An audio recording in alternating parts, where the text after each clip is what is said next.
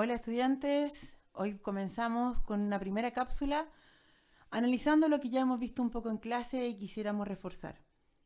El entorno económico, la ambientación social que puede presentar cualquier entidad económica, sea familia, empresa, gobierno, etcétera. Entidad económica que está influyendo directamente o es parte de una economía. Últimamente, este último año, hemos visto cómo este entorno ambiental, este entorno económico y social ha sido modificado en forma considerable, probablemente histórica en los últimos 60 años. Algunos hablan histórica de hace un siglo atrás, comparándola un poco con lo ocurrido en 1929 o 1930. Algunos la comparan este cambio con un escenario semejante a posguerra mundial de la Segunda Guerra Mundial. Si lo analizamos, ¿cierto? Estamos viviendo un hecho histórico y que nos permite entender cómo este dinamismo puede en cualquier momento presentarse con diferentes características.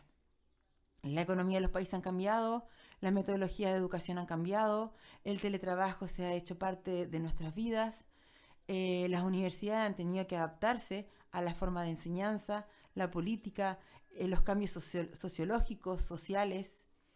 Las compañías han tenido que modificar sus reglas, sus políticas, su forma también de remunerar, sus bonificaciones.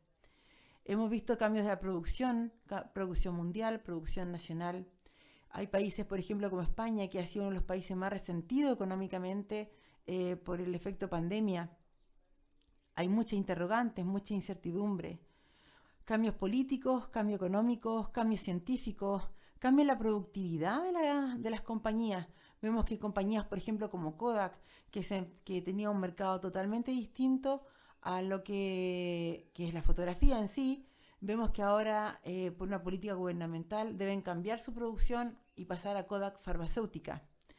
Así tenemos muchas otras decisiones de pymes, quiebras de pymes, cierres de local, etcétera, etcétera. Este dinamismo cada vez como más rápido, producto tal vez también de un efecto global, producto de la contaminación entre diferentes bolsas internacionales que se produce un efecto de contaminación, ha provocado cierto este cambio, ha provocado cierto este dinamismo y por lo tanto ahora más que nunca analizar el entorno para tomar decisiones es fundamental. Puede ser el éxito. No negarse a lo que está ocurriendo. No decir vamos a mejorar mañana, sino que aceptar lo que se está viviendo y tomar bajo esta realidad y posibles realidades futuras o desenlaces futuros, tomar decisiones de negocio.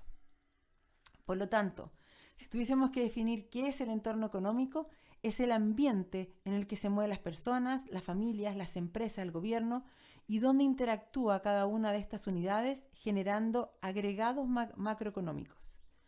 Interactúa la familia, las personas, las empresas y el gobierno. ¿Interactúan para qué? Para lograr un efecto de producción nacional, empleo, consumos, comportamientos, todos los comportamientos se ven reflejados para formar este efecto macroeconómico que al final nos afecta a todos.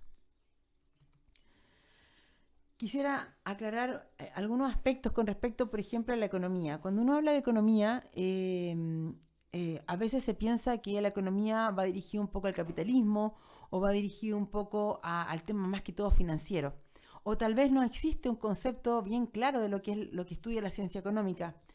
Pero si analizamos bien qué es la economía y para qué sirve la economía, bueno, parte de la economía, que es una ciencia, es parte de las ciencias sociales y estudia principalmente el comportamiento del ser humano.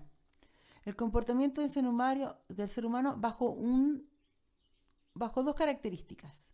Una primera parte, las necesidades versus la riqueza, los recursos. Por lo tanto, ¿cuál va a ser el comportamiento del ser humano en caso de que ocurra un terremoto? ¿Cuál va a ser el comportamiento del ser humano frente a una situación de catástrofe como la pandemia? ¿Qué decisión va a tomar el consumidor en caso de reactivación económica? ¿Qué comportamiento va a tener el consumidor cuando reciba el 10% de la AFP? Por ejemplo, todo eso lo estudia la economía, desde el punto de vista micro como desde el punto de vista macro. qué van a hacer los países, qué políticas van a tomar los países, cómo va a afectar la economía mundial, cómo no va a afectar la economía mundial a la economía nacional. Frente a esto, los cambios económicos van a traer cambios sociales y los cambios sociales van a llevar a cambios y comportamientos del consumidor. Y es por esto lo fundamental de entender esta interacción que hay tan fuerte. Ahora es más rápida, ahora hay más dinamismo, porque hay mayor comunicación. Por lo tanto, lo que esté ocurriendo en un país puede interactuar rápidamente al otro día, puede interactuar en la economía de otro país. Ejemplo, si empiezan a caer las bolsas internacionales de Asia, a medida que va saliendo el sol, va afectando todas las bolsas del mundo. Y eso se ha observado muchos días. Se han observado en varias situaciones. O al revés, mientras cae la balanza de Londres, la bolsa de Londres, vamos a ver que empiezan las caídas progresivas, ¿cierto?, hasta el amanecer en Asia. Entonces tenemos una interacción muy alta y que exige entonces a los estrategas, a los que toman decisiones de empresa, dinamizar y analizar con mayor rapidez el mercado, comprender el mercado, comprender los cambios, no negarlos y tomar decisiones. Aquí hay un resumen de 6 factores o indicadores fundamentales de tener en cuenta como un diagnóstico previo, como un diagnóstico que nos permite rápidamente entender cómo va a ser la evolución de la economía, cómo va a ser la evolución del medio ambiente. Producción interno bruto es el Producto Interno Real que tiene un país y que nos indica cuánto ha sido lo que se ha producido, tanto en una familia como a nivel macroeconómico, y que nos permite saber si es que el PIB sube, cuánto empleo vamos a tener. Si el PIB baja, cuánto desempleo va a aumentar. Está directamente relacionado el PIB con el empleo. Aumenta el PIB, aumenta el empleo. ¿Qué nos indica esto? Que si aumenta el empleo, probablemente vamos a tener mayor consumo y esto nos va a permitir aumentar aún más el PIB, que es la producción. Si el empleo aumenta, aumenta la inversión y aumenta el consumo. Inversión y consumo afectan la producción real. Inflación, aumento en los precios. Si la inflación aumenta es porque ha aumentado el consumo y siempre una economía va a tener aumentos de consumo. Si una economía no tiene aumentos de consumo, quiere decir probablemente que no hay empleo. Y si no hay empleo, entonces puede haber pobreza. Por lo tanto, es fundamental para cualquier cientista económico saber que hay mayor producción porque eso indica que hay mayor empleo. Y por otra parte, que la inflación esté constantemente en aumento, pero a tasas considerablemente bajas, es decir, entre un 1% y un 5% aproximadamente. Eso indica una economía sana. Aumento del PIB con aumento bajo, pero aumento de la inflación. En el caso que tengamos países con deflación, es decir, inflación negativa, puede significar de que el PIB esté bajando en forma considerable, que el consumo esté bajando en forma considerable y por lo tanto nos obliga a analizar cómo está el desempleo. Puede ser que el desempleo esté aumentando en forma considerable. Por ello que la deflación es fundamental de analizar. Nos puede estar indicando inicio de una gran crisis, como por ejemplo la deflación que presentó Argentina ante el corralito. Inflaciones positivas pueden ser también temporales. Por ejemplo, aumenta la inflación en Chile cuando es Navidad y aumenta la inflación en Chile cuando es septiembre, principalmente por las fiestas patrias y principalmente porque el aumento del consumo en Navidad. Esto permite entender de que hay inflaciones temporales. Por meses se aumenta un poco la inflación, pero es normal. Ahora, puede ser que este año, puede ser que no ocurra por esta crisis sanitaria, por esta crisis, cierto, que estamos viviendo económica. Pero en años anteriores esto ocurría y era temporal y era normal. Lo preocupante es cuando hay inflación estructural, quiere decir que hay una inflación que está ingresada internamente dentro de la economía nacional. Por ejemplo, aumentar en forma considerable el dinero circulante puede llevar a efectos inflacionarios estructurales. Ejemplo, aumento altísimo del gasto público. Esto puede provocar efectos inflacionarios. Y si aumenta la inflación, aumenta el bienestar social, porque cada vez los precios de los alimentos, los precios de los servicios van a ser más altos.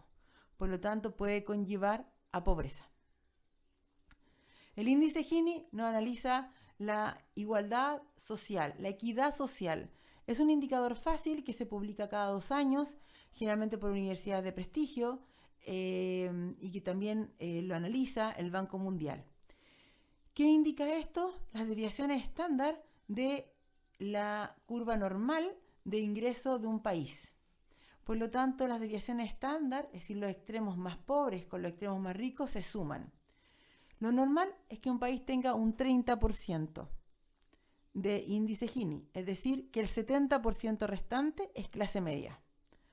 Lo grave es cuando sobrepasa el 40%, y generalmente todos los países de América Latina presentan índice Gini por sobre el 40%, es decir, solo un 60% es clase media.